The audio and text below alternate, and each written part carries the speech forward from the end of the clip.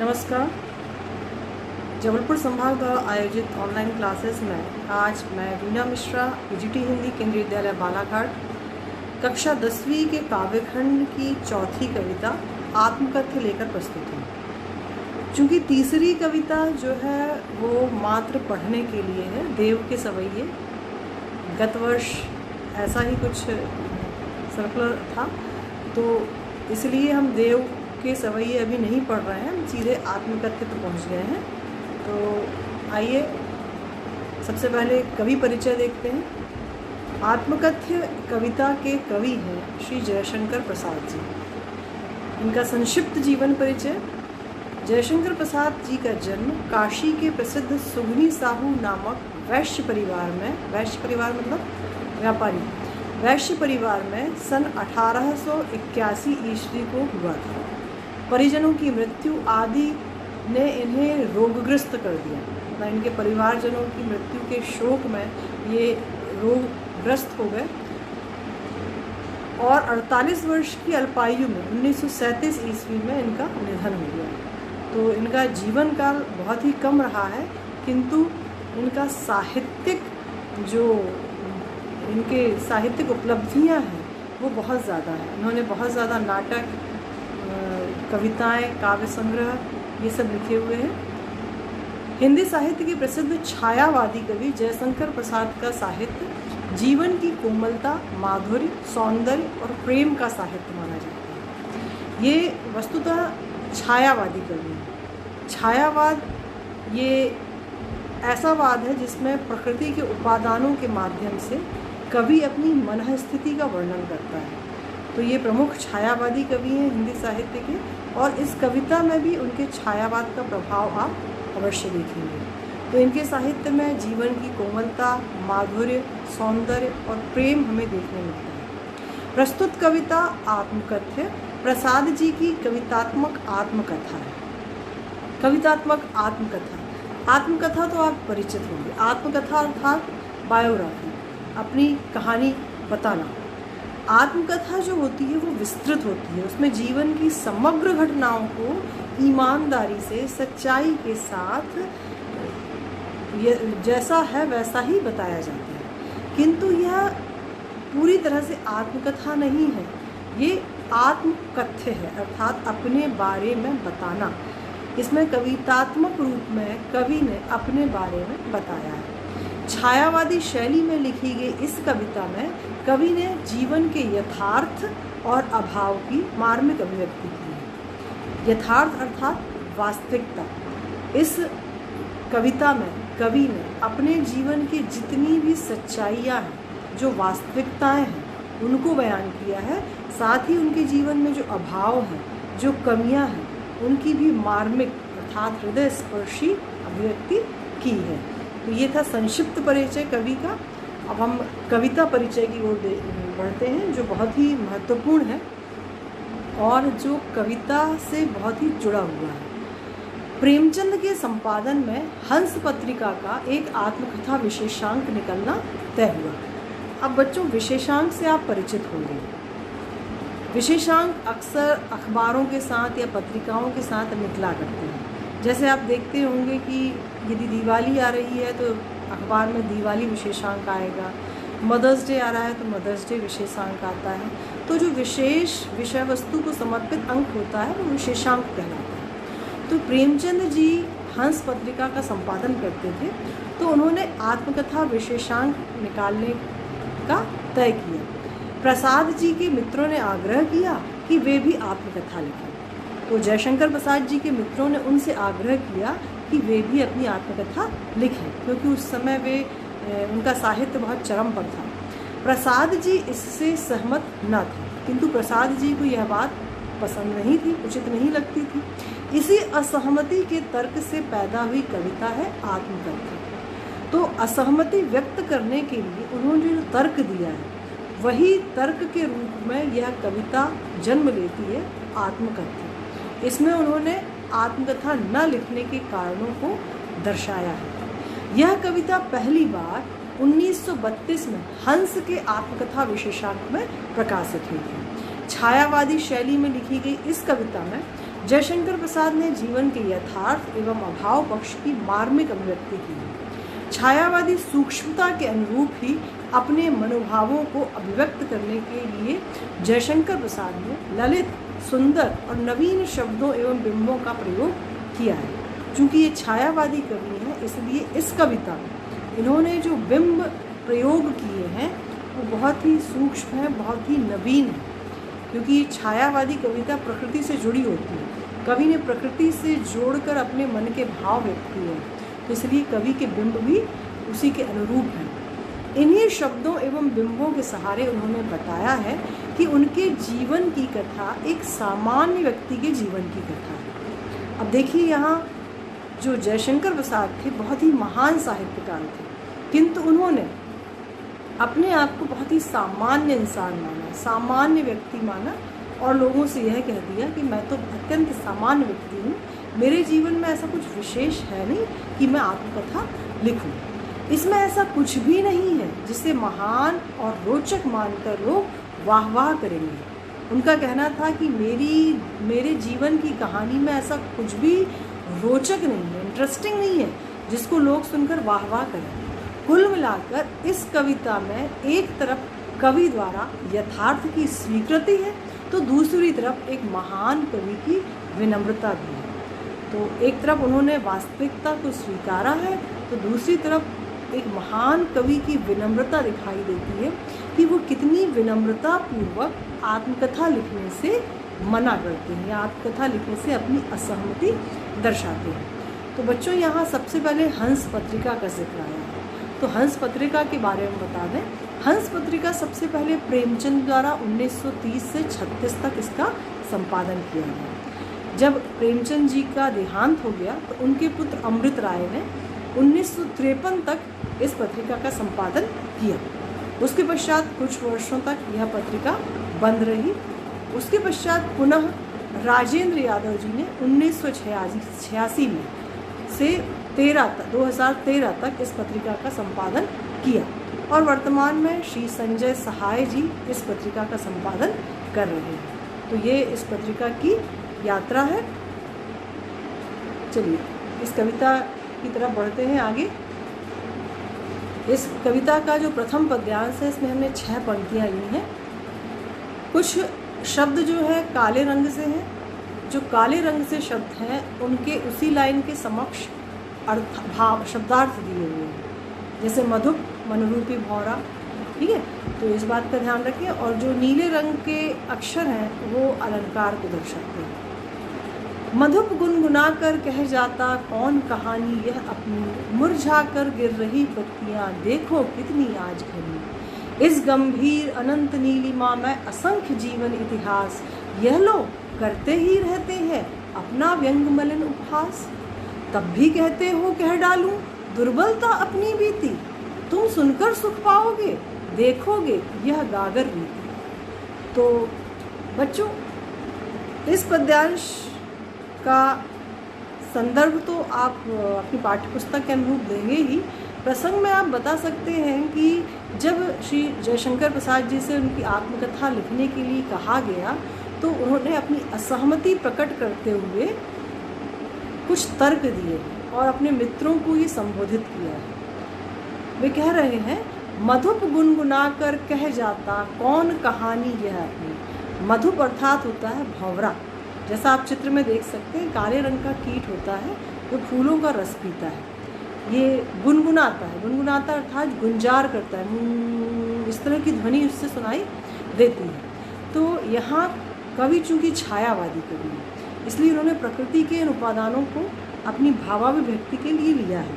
तो मधुप भी प्रकृति का ही एक अंग है। तो कवि कह रहे हैं कि जब लोगों ने मुझसे आत्मकथा लिखने का आग्रह किया तो मेरे मन रूपी जो भौरा है, मधुप अर्थात भौरा, तो यहाँ मधुप में रूपक अलंकार है इसलिए मन रूपी भौरा गुनगुना गुनगुना कर पता नहीं कौन सी कहानी कह रहा है। अर्थात जब उनसे आत्मकथा लिखने कहा गया तो उन्हें अपने जीवन में कुछ विशेष लगता नहीं था, उन्हें नहीं लगता था कि वो अपनी आत्मकथा लिख सकते हैं। तो जब वे इस चिंतन में बैठे, इस सोच में बैठे तो उनका मन जो है वो बहुत सी बातों की तरफ घूमने लगा, बहुत सी पिछली बातों को याद करने लगा और वही किस्से कहानियाँ उनके सामने आने लगी। तो इसलिए उन्होंने कहा है कि मेरा मन रूपी भंवरा गुनगुना गुनगुना कर पता नहीं कौन सी अपनी कहानी कह रहा है।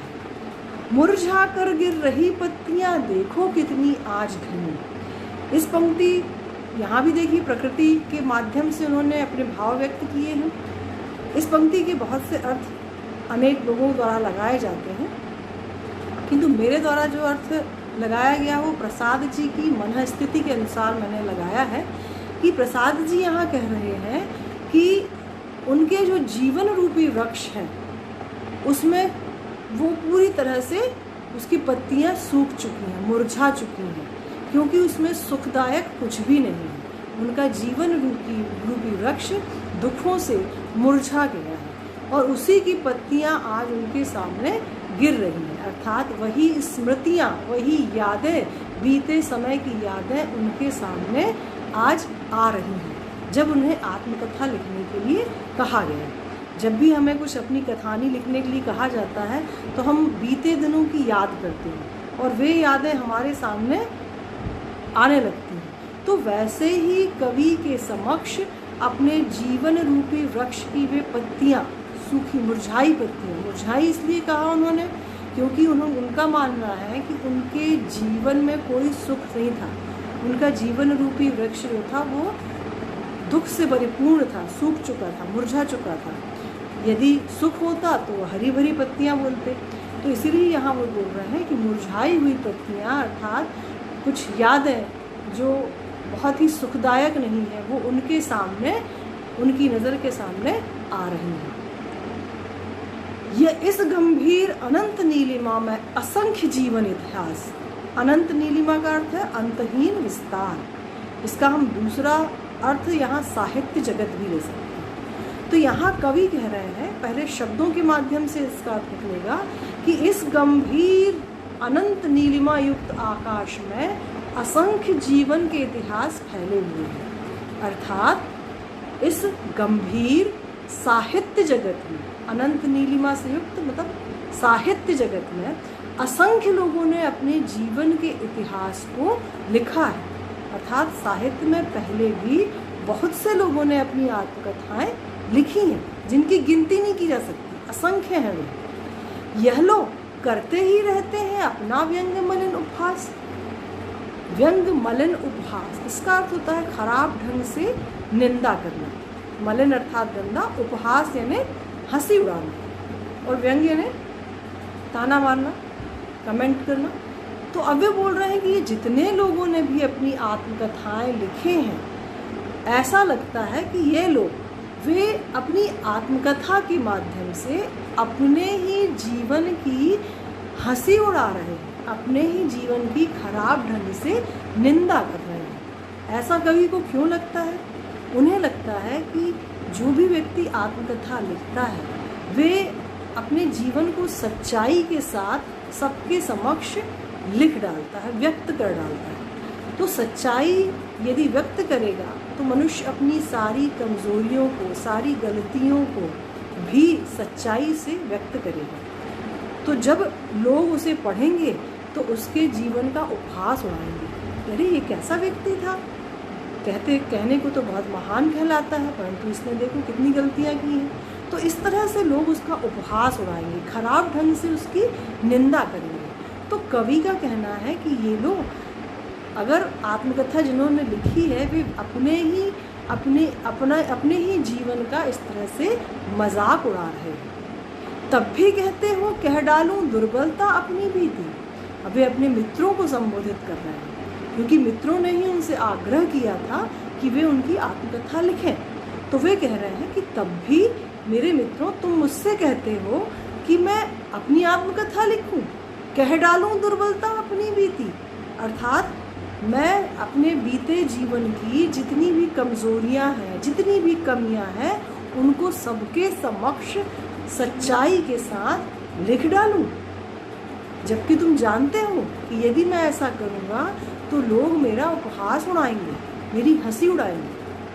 तुम सुनकर सुख पाओगे, देखोगे यह गागर रीति।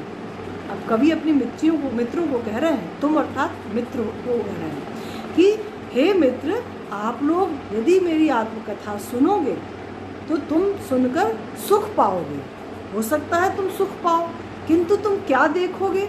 देखोगे यह गागर रीति। गागर का अर्थ होता है घड़ा, ठीक है। तो यहाँ कवि ने अपने जीवन को, अपने मन को गागर की भांति कहा है, और रीति अर्थात खाली। तो उनका अर्थ ये है कि उनका जो जीवन है वो पूरी तरह से खाली है, नीरस है, उसमें स्वाद लेने योग्य कुछ भी नहीं है। यदि हम किसी घड़े से कुछ अच्छा रस पिए तो हमें मज़ा आता है, आनंद आता है, किंतु कवि कह रहे हैं उनका जीवन तो खाली घड़ा है, भावहीन मन है उनका। तो जब वो यदि आदमी आत्मकथा लिखेंगे तो उसमें ऐसा कुछ भी नहीं मिलेगा जिससे पाठकों को रस मिले, आनंद मिले, ठीक है। तो इसीलिए वो कह रहे हैं कि क्या तुम सुनकर सुख पाओगे? क्या तुम मेरी आत्मकथा सुनकर सुख पा सकोगे? बल्कि तुम तो देखोगे कि मेरे जीवन की ये गागर पूरी तरह से खाली है, इसमें आनंद रूपी कोई रस नहीं है, मेरा जीवन सुखों से विहीन है। तो यह था इसकी व्याख्या। अब शिल्प सौंदर्य पे थोड़ी नज़र डालते हैं। बच्चों, इसकी भाषा संस्कृतनिष्ठ खड़ी बोली है। इसमें कवि ने बहुत से संस्कृत शब्दों का प्रयोग किया है। अनंत, नीलिमा, व्यंग्य, मलिन, भास, दुर्बलता, ठीक है, इस तरह के और खड़ी बोली युक्त भी है। शैली प्रतीकात्मक है क्योंकि बहुत से शब्द प्रतीक के रूप में प्रयोग हुए हैं, जैसे मधुप, मन रूपी भौरा है। अनंत नीलिमा यहाँ साहित्य जगत को दिखाता है। तो गागर ये जीवन की गागर को दिखाता है, तो इसलिए प्रतीकात्मक शैली है। नए बिंबों का प्रयोग है, जैसे आप मधुप के गुनगुनाने को श्रव्य बिंब के रूप में ले सकते हैं, और दृश्य बिंब इस गंभीर अनंत नीलिमा में असंख्य जीवन इतिहास, ये श्रव्य बिंब दृश्य बिंब है। मुरझा कर गिर रही पत्तियाँ दृश्य बिंब है। तो इस तरह से ये इमेज स्थापित करते हैं एक दृश्य की या श्रव्य की, इसलिए ये बिंब है। अब रूपक अलंकार, मधुप मन रूपी भंवरा, इसलिए इसमें रूपक अलंकार है। आप कक्षा 9वीं में अलंकार पढ़ चुके हैं। गागर रीति, गागर रीति, इसमें भी रूपक अलंकार है। इसके अलावा अनुप्रास अलंकार, जो नीले रंग के ऊपर अक्षर है, कर, कह, कौन, कहानी, अनुप्रास अलंकार है। अंत्यानुप्रास या तुकबंदी है, दो दो लाइन में देखिए आप, अपनी, धनी, अंत्यानुप्रास है, नी, ठीक है, इसे तुकबंदी भी कहते हैं। इतिहास, उपहास, सा, बीती, रीति, तीति, तो इसे आप अंत्यानुप्रास या तुकबंदी भी कह सकते हैं। चलिए अब दूसरे पद्यांश की ओर बढ़ते हैं। द्वितीय पद्यांश। किंतु कहीं ऐसा ना हो कि तुम ही खाली करने वाले, अपने को समझो मेरा रस ले अपनी भरने वाले। अब इसे हम पहले के पद्यांश से थोड़ा जोड़ते हैं। वहाँ पर उन्होंने बताया कहीं ऐसा ना हो कि क्या तुम मेरे जीवन की कहानी सुनकर क्या तुम्हें सुख मिलेगा, बल्कि तुम ये देखोगे कि मेरे जीवन की गागर पूरी तरह से खाली है, उसमें आनंद रस नाम की कोई चीज़ नहीं है। अब इसके अलावा और भी बातें उन्होंने तर्क के रूप में कही कि वो आत्मकथा क्यों नहीं लिखना चाहते। किंतु कहीं ऐसा ना हो कि तुम ही खाली करने वाले, अपने को समझो मेरा रस ले अपनी भरने वाले। अब यहाँ बच्चों जैसा हमने जीवन परिचय में पढ़ा था कि उनके जो परिजन थे वो बहुत ही जल्दी मृत्यु को प्राप्त हुई, इसलिए वो रोगग्रस्त हो गए थे। केवल यही कारण नहीं था रोग का, उन्हें अपने मित्रों से धोखा भी मिला था, और संभवतः उन्होंने इन दो पंक्तियों में इसी का वर्णन किया है। किंतु कहीं ऐसा ना हो कि तुम ही खाली करने वाले। अब ये मित्रों से कह रहे हैं, तुम अर्थात मित्रों से, कि हे मित्रों, कहीं तुम्हें ऐसा ना लगे कि मेरे इस जीवन की गागर को खाली करने वाले तुम अपने आप को समझ बैठो। जब मैं अपनी आत्मकथा लिखूं और तुम उसे पढ़ो तो कहीं ऐसा ना हो, संभवतः ऐसा हो जाए कि तुमको लगने लगे कि अरे इसके जीवन में इस दुख को लाने वाले या इसके जीवन से रस को छीनने वाला मैं ही हूँ। तो दोस्त कहीं ये ना समझ बैठे। तो मेरा रस ले अपनी भरने वाले। और कवि कह रहे हैं कि कहीं तुम्हें ऐसा ना लगने लगे कि तुमने मेरे जीवन का रस, मेरे जीवन का सुख छीन कर अपने जीवन में आनंद भर लिया है। अर्थात वे नहीं चाहते कि उनके मित्र उनकी आत्मकथा पढ़कर स्वयं पर शर्मिंदा हों। उन्हें ऐसा लगने लगे कि उन्होंने अपने मित्र के जीवन में दुख लाया है, या उसके सुखों को छीन लिया है, या उसे धोखा दिया है। तो इसलिए उन्होंने ये 2 पंक्ति कही है। पुनः देखिए, किंतु कहीं ऐसा ना हो कि तुम ही खाली करने वाले अपने को समझो। यहाँ तक पढ़िए, यहाँ कॉमा लगा है। तो कवि कह रहे हैं कि मेरे जीवन की आत्मकथा पढ़कर, मेरी आत्मकथा पढ़कर कहीं ऐसा ना हो जाए कि तुम्हें ऐसा महसूस होने लगे कि मेरे जीवन की गागर को तुमने ही खाली किया है। तुम अपने आप को उसका दोषी समझने लगो और तुम्हें ये महसूस होने लगे कि तुमने मेरे जीवन के रस को छीन कर अपने जीवन में उस रस को भर लिया है। तो वे नहीं चाहते कि उनके मित्र उनकी आत्मकथा पढ़कर शर्मिंदा हों। अगली पंक्ति देखिए, यह विडंबना अरि सरलते तेरी हंसी उड़ाऊं मैं। विडंबना के बहुत से अर्थ अलग अलग दृष्टि से निकल सकते हैं। विडंबना का यहाँ पे अर्थ निकलेगा उपहास का विषय, या बेतुकापन, या इसको दुर्भाग्य भी कह सकते हैं कि यह कैसा दुर्भाग्य है, ये कैसी बेतुकी बात है। विस्मयादि बोधक का चिन्ह है। कवि स्वयं से कह रहे हैं कि ये कैसी बेतुकी बात है। अरे सरलते तेरी हंसी उड़ाऊं मैं। यहाँ सरलते उन्होंने अपने स्वभाव को संबोधित किया है, क्योंकि उनका जो स्वभाव है बहुत ही सरल है, और वो इस सरल जीवन की आत्मकथा लिखकर उसकी हंसी नहीं उड़ाना चाहते। तो उन्होंने अपने सरल स्वभाव को संबोधित किया है कि यह कैसा बेतुकापन है, ये कैसा दुर्भाग्य है कि हे मेरे सरल से जीवन, हे मेरे सरल से स्वभाव, मुझे तेरी हंसी उड़ाने के लिए कहा जा रहा है। भूले अपनी या प्रवंचना औरों की दिखलाऊं मैं।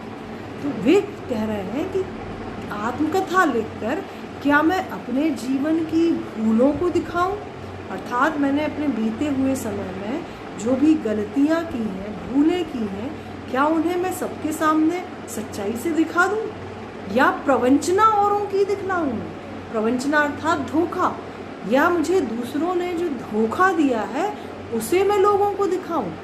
क्योंकि जब कवि आत्मकथा लिखेगा तो वो सच्चाई के साथ अपने पूरे जीवन को खोलकर रख देगा। तो जाहिर सी बात है उसको अपनी गलतियों को भी दिखाना पड़ेगा, या उसे जिन जिन लोगों ने धोखा दिया है, उसके साथ छल किया है, उनके बारे में भी बताना पड़ेगा। तो इसलिए भी बोल रहे हैं कि क्या मैं अपने सरल से जीवन की हंसी उड़ाऊं, क्या अपने सरल से जीवन में मैंने जो भूलें की हैं वो दिखा दूं, या लोगों ने मुझे जो धोखा दिया है वह मैं औरों को, दूसरों को आत्मकथा लिखकर दिखला दूं। तो ये उनका तर्क है कि वो इन कारणों से आत्मकथा नहीं लिखना चाहते, क्योंकि वो ये सब उनको लिखना पड़ेगा। उज्ज्वल गाथा कैसे गाऊं मधुर चांदनी रातों। तो अभी तक तो उन्होंने वे बातें बताई हैं जो दुख से भरी हुई थी, जो उनके जीवन में दुख का कारण थी, उनको वो नहीं बताना चाहते, भूलें नहीं बताना चाहते, लोगों, दोस्तों के या परिजनों के धोखे नहीं बताना चाहते। तो अब क्या बात आ रही, उज्ज्वल गाथा। उज्ज्वल गाथा अर्थात उनके जीवन में कुछ सुख भरे क्षण भी थे, तो वे उन्हें क्यों नहीं बताना चाहते। सुनिए, उज्ज्वल गाथा कैसे गाऊं मधुर चांदनी रातों की, अरे खिलखिलाकर हंसते होने वाली उन बातों की। अब यहाँ कवि इन पंक्तियों में अपनी प्रियतमा या अपनी पत्नी के साथ बिताए हुए उन क्षणों को याद कर रहे हैं, जो उनके जीवन में चांदनी रात की भांति बहुत ही सुखदायक थे। ठीक है, तो उज्ज्वल गाथा कैसे गाऊं, कवि कह रहे हैं कि मेरे जीवन में कुछ सुख भरी कहानी भी है, कुछ सुख भरे दिन भी बीते हैं, तो उनकी कहानी मैं कैसे गा दूं। मधुर चांदनी रातों, उन मधुर चांदनी रातों में मैं अपनी पत्नी के साथ, प्रियतमा के साथ जो खिलखिलाकर हंसता था, उनके साथ बातें करता था, वो मेरे निजी क्षण है, वो मेरी व्यक्तिगत जिंदगी है। उसे मैं इस तरह से सार्वजनिक कैसे कर दूँ। क्योंकि कुछ बातें होती हैं जो हमारे जीवन की पर्सनल होती हैं, निजी होती हैं, उन्हें यदि हम आत्मकथा में लिख देंगे तो वो सार्वजनिक हो जाएंगी, उन्हें सभी पढ़ेंगे। तो कवि नहीं चाहते हैं कि अपने निजी जीवन के उन क्षणों को जो उन्होंने अपनी पत्नी के साथ बिताए हैं उनको वो सार्वजनिक करें। पुनः देखिए अंतिम 2 पंक्तियाँ। कवि कह रहे हैं कि मेरे जीवन में कुछ सुख भरी कहानी भी है, सुख भरे दिन भी हैं, किंतु मैं उन मधुर चांदनी रातों की बातों को कैसे गाऊं। मैं खिलखिलाकर अपनी पत्नी के साथ जो हंसता था, बातें करता था, उन बातों का जिक्र मैं आत्मकथा में कैसे करूं। ठीक है, तो यहाँ पुनः शिल्प सौंदर्य लगभग पूर्वानुसार है, केवल शैली संबोधन है, क्योंकि यहाँ उन्होंने अपने जीवन की सरलता को संबोधित किया है। और दृश्य और श्रव्यबिंब है। दृश्यबिंब आप मधुर चांदनी रातों के माध्यम से देख सकते हैं और खिलखिलाकर हंसते बातों में आप श्रव्यबिंब को देख सकते हैं। ठीक है, तो अगले पद्यांश की ओर बढ़ते हैं। तृतीय पद्यांश। इस पद्यांश में भी कवि ने अपनी प्रियतमा या अपनी पत्नी की याद की है, क्योंकि उनकी पत्नी का भी कम उम्र में ही देहांत हो गया था, तो उनका वियोग वे झेल रहे थे, तो उसकी यादें उनके जीवन में बहुत महत्वपूर्ण थी। और यहाँ इन पंक्तियों में उन्होंने अपनी पत्नी की सुंदरता का वर्णन किया है। मिला कहाँ वह सुख जिसका मैं स्वप्न देख कर जाग गया, आलिंगन में आते आते मुस्किया कर जो भाग गया। अब बच्चों यहाँ वे, चूँकि उनकी पत्नी का कम समय में ही देहांत हो गया था, तो उनके जीवन में उसके माध्यम से जो सुख उन्हें मिलना चाहिए था वो पूर्ण रूप से संभवतः नहीं मिल सका। तो उसी का उन्होंने जिक्र किया है कि मिला कहाँ वह सुख जिसका मैं स्वप्न देख कर जाग गया, कि मैं सपने में जिस सुख की कल्पना कर रहा था वो सुख मुझे जागने पर प्राप्त ही नहीं हुआ। मैं जब जागा तो वह सुख मुझे मिला ही नहीं, वो स्वप्न बन के ही रह गया। आलिंगन में आते आते मुस्किया कर जो भाग गया। आलिंगन अर्थात वो बाँह फैलाए खड़े हुए थे उस सुख की कामना में, उसे गले लगाना चाहते थे, उसे बाहों में लेना चाहते थे उस सुख को, किंतु वह सुख उनकी बाहों में आते आते दूर से ही मुस्कुराकर चला गया। जैसे कोई हमको चिढ़ाता है ना कि दूर से कोई चीज़ दिखाकर हमें चला जाए और हम उसके लिए ललचाते रह जाएं, तो वैसा ही यहाँ कवि के साथ हुआ। वे किसी सुख का स्वप्न देख रहे थे, उसकी कामना कर रहे थे, किंतु वो उनके जीवन में आते आते चला गया, अर्थात उनकी पत्नी की आकस्मिक मृत्यु हो गई। तो संभवतः इसी का जिक्र उन्होंने किया है और उसी मनस्थिति के अनुसार यही अर्थ निकलता है। अगली पंक्तियों में उन्होंने अपनी पत्नी के सौंदर्य का जिक्र किया है। जिसके अरुण कपोलों की मतवाली सुंदर छाया में अनुरागनी उषा लेती थी निज सुहाग मधुमाया में। उषा मतलब होता है भोर, आप नीचे चित्र देख सकते हैं।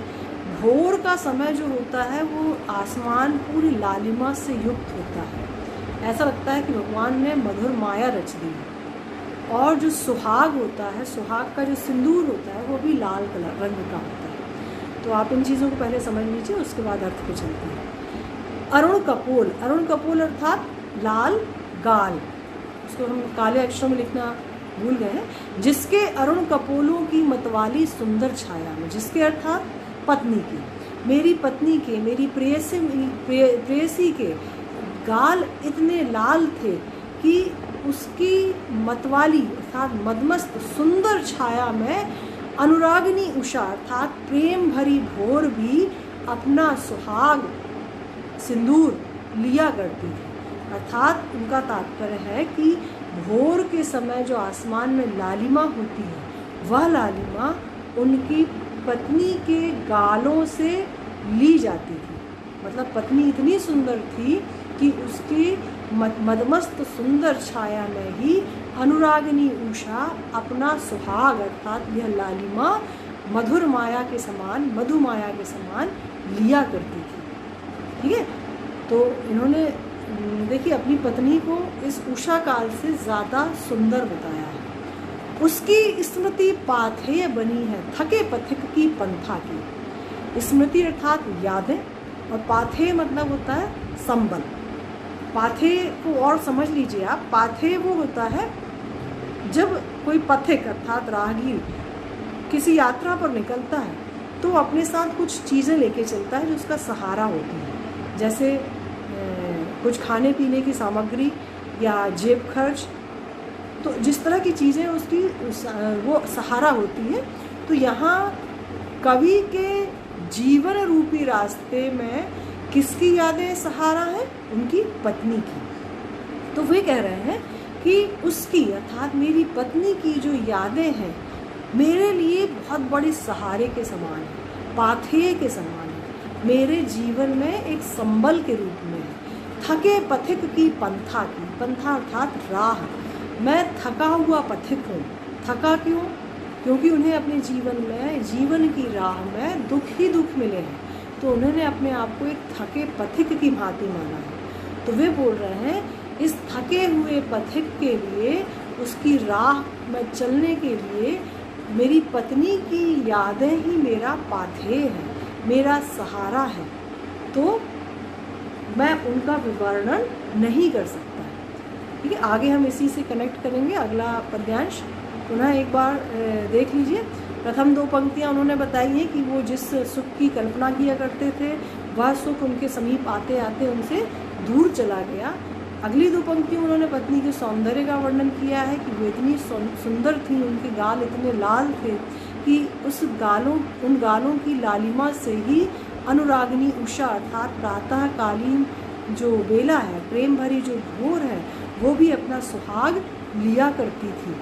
और अंतिम पंक्ति में उन्होंने बताया है कि उस पत्नी की जो यादें हैं वो मुझ जैसे थके राहगीर के लिए, इस जीवन रूपी राह में चलने के लिए बहुत बड़ा सहारा है। अर्थात यदि वे अपना जीवन जी रहे हैं तो अपनी पत्नी की यादों के सहारे ही जी रहे हैं। शिल्प सौंदर्य में देखिए, आते आते में पुनरुक्ति प्रकाश अलंकार है, गया गया में अंत्यानुप्रास है, और प्रश्न शैली है इसमें कि मिला कहाँ वह सुख जिसका मैं स्वप्न देख कर जाग गया। प्रश्न शैली का प्रयोग किया है कवि ने। दृश्य बिंब है, प्रातःकालीन बेला का दृश्य उपस्थित किया है कवि ने। अंतिम पद्यांश देखते हैं। सीवन को उधेड़ कर देखोगे क्यों मेरी कंथा की, छोटे से जीवन की कैसे बड़ी कथाएं आज कहूँ, क्या ये अच्छा नहीं कि औरों की सुनता मैं मौन रहूँ। सुनकर क्या तुम भला करोगे मेरी भोली आत्मकथा, अभी समय भी नहीं थकी सोई है मेरी मौन कथा। तो बच्चों, कंथा, पहला शब्द है कंथा। कंथा का अर्थ होता है गुदड़ी। नीचे एक चित्र दिया है जिसमें आप देख सकते हैं कि आपको एक चादर की भांति दिख रहा होगा। गुदड़ी वास्तव में जो होती है वो पुराने कपड़ों को सिल के आपस में जोड़ जोड़ के बनाई जाती है। जैसा आप देख रहे हैं इसमें कई प्रकार के कपड़े जुड़े हुए हैं, तो इसमें नया कपड़ा या बहुत ही अच्छा कपड़ा कुछ नहीं होता, सब पुराना होता है। ठीक है, तो वो गुदड़ी होती है। तो यहाँ कवि ने अपने मन को भी उसी गुदड़ी की भांति मान लिया है, जिसमें बहुत ही अच्छी चीज़ें, सुखदायक चीज़ें कुछ नहीं है। उनके मन भी गुदड़ी की तरह कैसा है, पुरानी फटे पुरानी कपड़ों से अर्थात दुख भरी यादों से भरा हुआ है। और सीवन अर्थात होता है सिलाई। आप देख सकते हैं चित्र में इस गुदड़ी में स्टिचेस है, सिलाई है। तो जब हम इसको सिलाई को उधेड़ेंगे तो अंदर से क्या निकलेगा? बहुत खूबसूरत चीज़ नहीं निकलेगी, बल्कि फटे पुराने कपड़े ही निकलेंगे। तो ऐसा ही कवि ने अपने जीवन को भी कहा है कि यदि वो अपनी आत्मकथा लिखेंगे तो उनको सारी चीज़ें उधेड़ करके बतानी पड़ेगी जो वे नहीं चाहते। सीवन को उधेड़ कर देखोगे क्यों मेरी कंथा।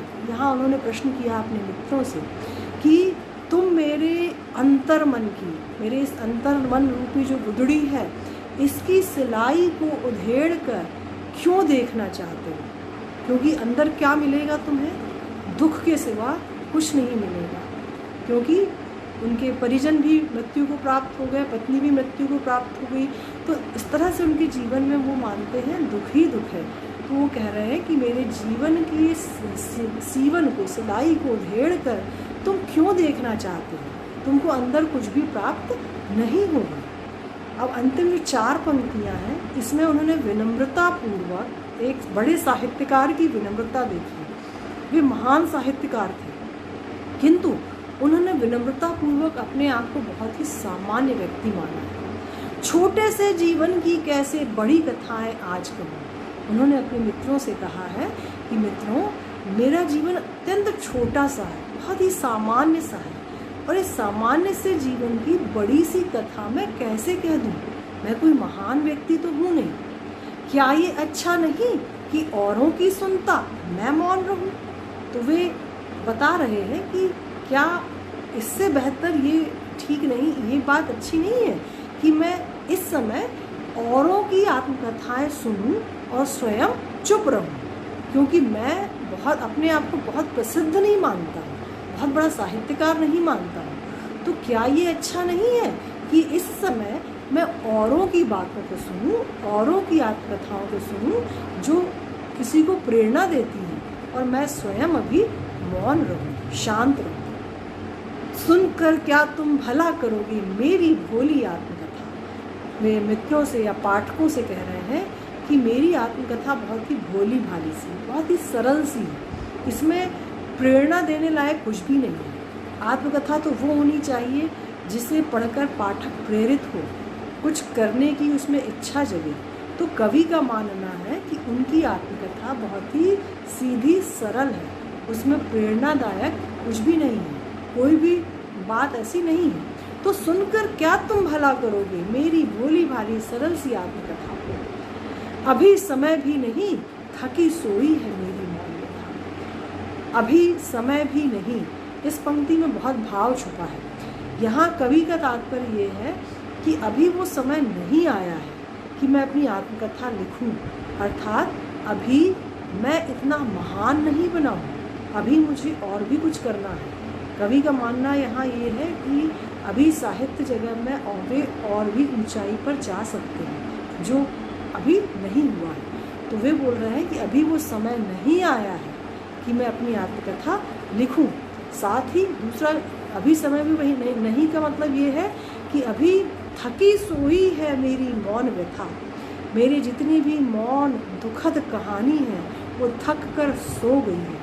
अर्थात हम कुछ समय बाद अपनी दुख भरी बातों को, दुख भरी यादों को भूल जाते हैं, वो कहीं दब जाती हैं, मन में सो जाती हैं। किंतु यदि कभी आत्मकथा लिखेगा तो पुनः वो दुखद बातें जाग जाएंगी।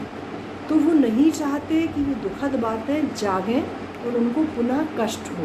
तो इसीलिए वो बोल रहे हैं कि मेरी जितनी मौन व्यथा है, जितनी भी दुखद बातें हैं मेरे जीवन की, वो अभी थक कर सो गई हैं।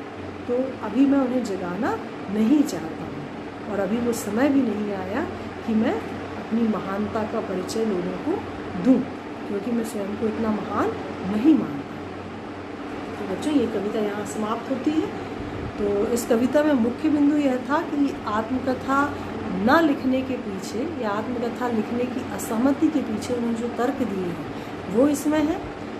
अपनी पत्नी की यादों को इन्होंने वर्णन किया है जो उनके जीवन में थोड़ी बहुत सुखदायक थी।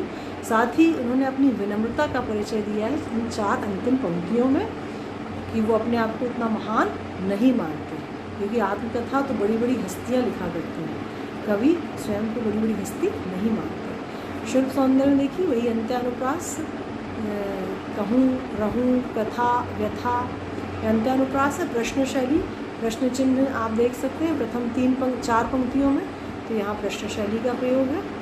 तो बच्चों, इससे संबंधित कुछ अर्थग्रहण संबंधी प्रश्न हैं जो सभी पद्यांशों को समेटे हुए हैं। पहला तो इस कविता में कवि ने किसे संबोधित किया है। आप जान गए होंगे कि इस कविता में कवि ने अपने मित्रों को संबोधित किया है या पाठकों को संबोधित किया है। कवि के अनुसार जो आत्मकथा लिखते हैं वे अपने जीवन का मजाक बनाते हैं। कैसे? तो ये आप अर्थ समझ चुके हैं कि कवि के अनुसार जो लोग आत्मकथा लिखते हैं वो पूरी सच्चाई के साथ अपनी कमज़ोरियों को, अपनी कमियों को व्यक्त करते हैं, जिन्हें पढ़कर लोग उनका मजाक भी बना सकते हैं। कवि की गागर रीति होने का क्या अर्थ है? कवि की गागर रीति होने का अर्थ यह है कि कवि के जीवन में आनंददायक या आनंद रूपी रस नहीं है। ये मैं आपको इसलिए बता रही हूँ कि आप स्मरण रखें और आप इनका अर्थ या इनका उत्तर अवश्य लिखें। कवि की आत्मकथा पढ़कर उनके मित्र क्यों शर्मिंदा हो सकते हैं? इसलिए शर्मिंदा हो सकते हैं क्योंकि संभवतः उन्हें ये लगने लगे कि कवि के जीवन के सुख को छीनने वाले शायद वे ही लोग हैं। कवि के जीवन का सुखमय समय कौन सा था? आप पहचान गए होंगे, पत्नी के साथ जो बिताया गया समय था वह था। कवि उसका वर्णन क्यों नहीं करना चाहते हैं? क्योंकि वो उनके नितांत निजी क्षण हैं, व्यक्तिगत क्षण हैं, वो इन्हें सार्वजनिक नहीं करना चाहते। कवि के जीवन का सहारा क्या है? उनके पत्नी की स्मृतियाँ ही सहारा हैं। कवि ने अपने जीवन की तुलना गुदड़ी से क्यों की है? मैंने बताया अभी आपको कि गुदड़ी जो है पुराने वस्त्रों से या फटे पुराने कपड़ों से मिलकर बनाई जाती है, जिसमें कुछ भी अच्छा या दर्शनीय नहीं होता है। वैसे ही इनको अपना जीवन लगता है जिसमें केवल टूटी फूटी या दुख भरी यादें ही हैं, अच्छा याद करने योग्य कुछ नहीं है। अभी समय भी नहीं से कवि का क्या आशय है, ये अभी हमने समझा है। इसको आप स्वयं अपने अंदाज में ही लिखें, समझ के लिखें।